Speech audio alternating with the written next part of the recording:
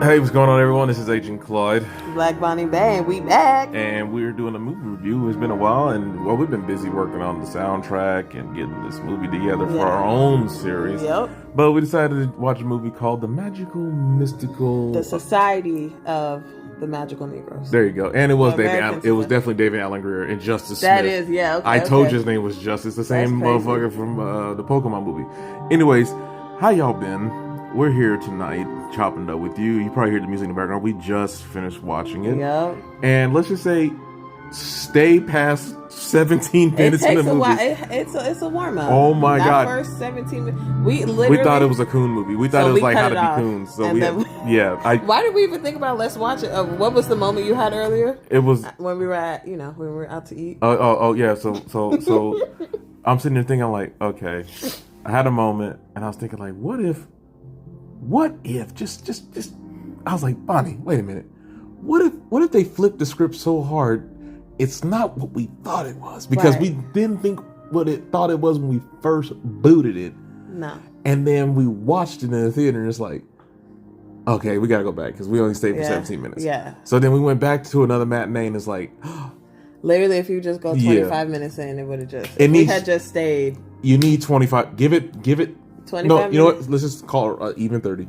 Just Give it 30 minutes. 30 minutes to build up the storyline and get everything together. Yeah. And then from there, Because I'm telling you now, when you first watch it, you think it's about niggas learning how to coon for white folks. Right.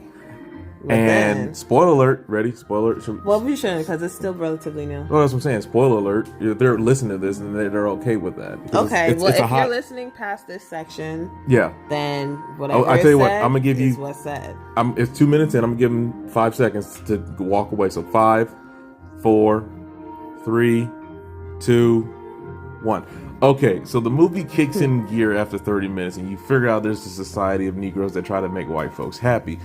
Caveat: making them happy is also the guide to staying alive. They even made a reference about it. If you stay alive long enough and you're part of the society, you stay alive as a white non-smoker. Right, you can live as long as them, and they be living for a long time. Yeah. You feel me? So then you combine that on top of the fact that they got the light-skinned dude whose last name He's is actually Mbongo. mixed.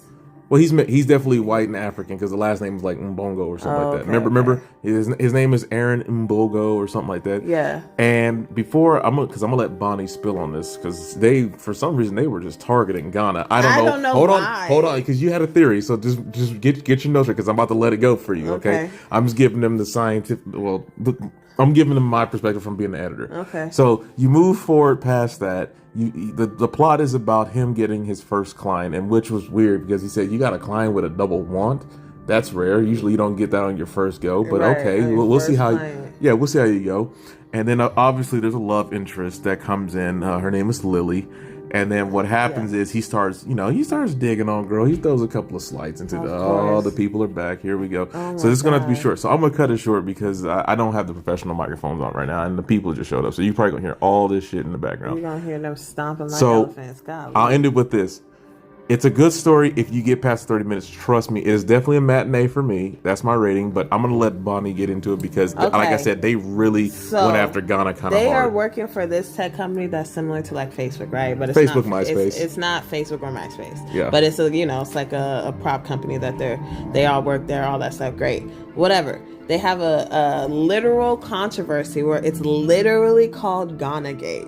Yeah. The way the motherfucker who's supposed to be like the equivalent of like a Mark Zuckerberg or Tom. or what was Steve Tom. Jobs. No, it was not Apple. Like it was all social media. It's called social media, Meatbox. but I get God damn. fuck. Anyways, go ahead. Get your start out. Get your start. Okay, Go ahead. Go ahead. so basically, Mm-hmm. so he's like, oh, it's gonna come out that I may be a little racist, or I have a beef with the entire nation of Ghana. I was like, what? Why Ghana? There are 54 countries in Africa. Why Ghana? They were very specific about that. Why Ghana? And then remember they had you said you noticed the influencer in there. Yeah. So they No. had that in there. Well, that's the thing. That's why I'm checking the credits right now as they're Well, rolling. it by. already passed. I haven't seen a single Ghanaian name because I was like, It's right at the top. Is there Ghana based? We can't rewind it, people. Sorry. It's already too low. You're down at the music. They're talking about the soundtrack. But so they can still thank people. You can look it up. I'm trying to see if they're thinking the whole entire... Don't lose your thought, baby. Come on. Bring it around. Anyway, so I was thinking, one, that was one of my theories, was like maybe somebody close to them or someone who's like on the writing team is probably from Ghana, or they recently went there, so that's why they're talking about Ghana. No, okay. But the thing was, so this brings me back to why this was referenced. Back in 2006, when Ghana was playing in the World Cup, we met up with the U.S. And I remember... Here we go. I remember because I was actually in high school. I was in summer school. I had fucked up a little bit during the last semester, and I was like, I'm not repeating because, nigga, I'm going to junior year. I don't have time. Okay, so I'm in the summer school, and all the people are like talking. They're like, oh, yeah, we're going to win. And I was like, me, obviously being from Ghana, I'm like, I wouldn't underestimate Ghana because soccer is the only thing they do. It's not like they have other sports to dedicate. They don't have football. It's only soccer. So if you're playing against Ghana, just know that you're playing against some real soccer athletes. Like, this is not a joke. They're like, whatever. Who is Ghana? Where is Ghana anyway? I don't even know where Ghana is. I was like, okay. We go home because obviously school gets out at like 12. It's summer school. Go home. The World Cup plays at 3. And I was like, okay, cool. So Ghana won. Ghana ended up winning and proceeding to the next round. Because I think this was at the quarterfinals or either the quarterfinals or semifinals. I forget which one. So they went. Ghana proceeded. And then, they didn't make it to the finals they didn't make it to the finals or semifinals. So they made it to the quarterfinals. But basically, Ghana did this thing, and it kind of put Ghana on the map. And then also over the last 5-ish years, 5 years, people have been really heavily talking about going to Ghana because of the year of return and Dirty December. And, Ghana is a good time, especially in December. Like, if you really are looking for like a place to go, if you're looking for a place to go in general when it comes to like a vacation during winter over here or during the Christmas season, Ghana would be a good place to go because there's always something happening, especially in that 2-3 weeks, Christmas and New Year's. That's the time to go. That was pretty much the reason I was thinking. But again, Ghana had also met with the U.S. in the World Cup in 2010 as well, when it was in South Africa. I was actually in Ghana during that time too, so the energy on the African continent was crazy. It was crazy. But yeah, okay, that concludes my theory as to why they're putting Ghana. So it's a solid theory because the technological problems that persisted in the movie was that they couldn't do facial recognition. Now, if anyone ever remembers that whole Kinect thing from Microsoft when they had the Xbox 360, that it couldn't read darker skinned people. I don't want to say black people because it did mainly affect black customers of Xbox, but it also affected some Indian populations as well. Yeah, because they can get black too. Right. Shit, they can get darker than... Exactly. Anyway, so... Even some will get blue black. So I think that's where they cool put... Yeah, it's like that one model who she's like the darkest woman in the world. That one chick. I can't remember her name. If you're listening to this, damn, I guess we got reached. Subscribe. Yeah. Anyway, so fast forward. That was a technological problem. They tried to cover it. There was a moment in time where it was the Lizzie. I don't know if she was actually white or Latino. They didn't actually. They didn't really specify. But the Jason character, which was Justice, the black guy from Pokemon, his client, he was actually kind of reeling back when he was talking to Aaron. That was his name. Aaron is the name of the movie. Yeah, he reeling back because they went to a bar and he was saying something about how the diversity gap was a little bit wide. How she didn't really deserve it because she didn't work hard enough. Right, but then she did. It was her project. Right, and the soon-to-be rear admiral, which was her boss, Masterson or something, Masterson, which was everyone's boss, even Aaron's, because he just got hired on for the company. Yeah. What happened was, moving forward, they set her on the bench basically, even though she designed it. She said it. She basically said that since it's a bunch of white dudes, we're gonna have to sit you down because you're a female. We just don't want to go. Her corporate answer was we don't want to go in that direction. which is what they always say. It's a different audience. It's a different audience. He just fills the room better. Yeah. And by he, they're talking. Masterson is talking about Jason, which is Aaron's client. Now, the white guy. Who's the white guy? So now you fast forward. Aaron finally blows up. He has his Negro wake up call, basically on stage, on live television, or not. I would be pissed because I'm like, nigga, you can do this backstage. I don't even. You don't even got to do this right here. I don't. It might not be live television, but it was live broadcast for the company in Seoul, Los Angeles. It didn't work in Ghana, remember? So they don't have plans in Ghana. He said that it might seem like I hate the entire nation of Ghana. I'm like, I believe it. Well, I believe it. At any rate, beefing with the whole country. After he had his come to Jesus Negro wake up call moment on stage, which they left I guess, what do you call it? It's a left open plot end. It seems like they kind of threw a lot of jagged edges towards the second act, towards the third act, which typically happens when it seems like they're about to run out of money and they just want to finish telling the story in a somewhat cohesive manner. It happens all the time in film. A lot of stuff gets cut out to explain exposition because of run times, but they left that open because you don't get to see if Jason, Aaron's client, has that reformation period of like after he just got data dumped on about saying, hey, this is how I feel in America. I shouldn't have to feel like I deserve to live, and I'm just now understanding after being on this planet for 27 years. Yeah, and he's like, I didn't know. He said, I didn't know you felt like that. And he's like, yeah. And then Aaron responds not in jest, but in return, like, I didn't know that either. Yeah.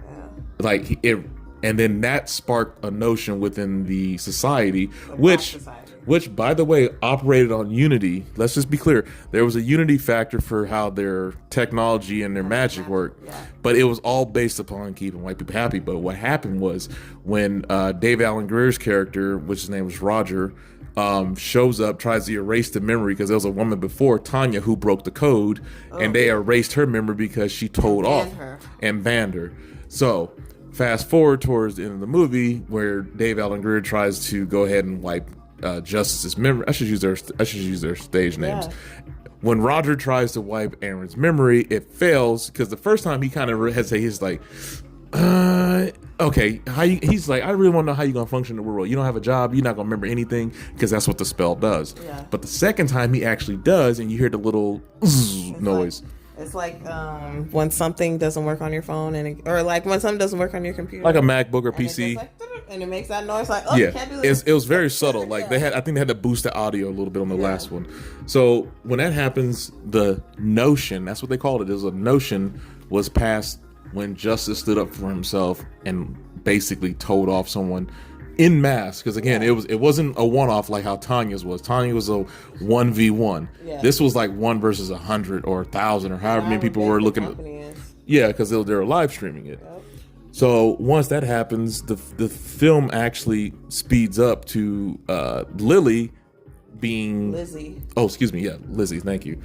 She was teleported by Justice because he used his power at the last minute because he knew he was about to lose everything. Take her to fucking New York. Well, to the Empire State Building, because remember they were building a Lego statue in the thing. It was a callback to something that happened in the first act when they were establishing the romantic connection. From there, it jumps over to this weird, what was called So Swag, like when they bumped. Another society. It basically. Lily is a part of another society called So Swag, which is this secret order of wives and girlfriends, or secret order society of wives and girlfriends. And so society, I don't even think it's secret. It's a society of society of secret. What was it? It's So Swag, society of supporting wives supporting wives and girlfriends. Yes, so when he joked about like, I'm part of the society, and they some crazy shit happened, and she joked back, and she's like, oh yeah, me too. I was just getting ready to. So it turns out Lily was his client. Right. No, her client. Aaron was Lily's client. Yeah. That's what I wanted to say. He needed a supportive wife/girlfriend. There you go. And then I was saying, okay, basically, he needed a little, what I was saying. If you're looking for short-term contracts, you become a girlfriend. If you're looking for a long-term contract, they become a wife. The same thing, like when Roger was like, "Hey, look, if he's going for CEO, that's a 5-year to 10-year contract." Yeah. He's like, so look, overall, I will give the movie a rental or matinee. It's good. You should see it. It's good enough to rent if there's still streaming services for it. If it's still in theaters, I would go see it in theaters. Well, that's the matinee. Yeah, if it's still available in theaters, I would definitely go see it in theaters. So you're saying theater matinee? Yeah. Because I believe that's our rating. Because we go. I don't remember our rating. Maybe put it on the screen.